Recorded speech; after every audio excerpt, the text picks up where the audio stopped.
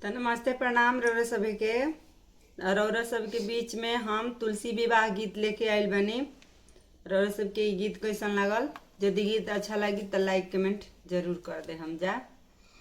अगन बीचे तुलसी लागा गईले राम हो, अगन बीचे तुलसी लागा गईले राम हो।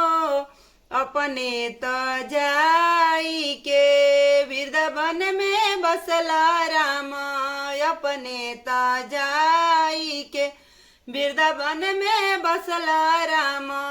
माया की जाले बिछा गईले राम हो, अगन बीचे तुलसी गा गईले राम हो, अगन बीचे तुलसी गा गईले राम हो। अपने तो जाई के अयोध्या में बसल राम, अपने तो जाई के अयोध्या में बसल राम।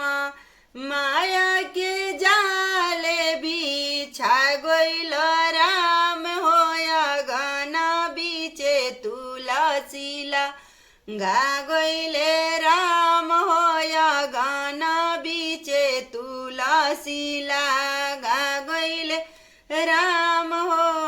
अपने तो जाई के कैलाश पर बसल राम, अपने तो जाई के पहाड़वा पर बसल राम।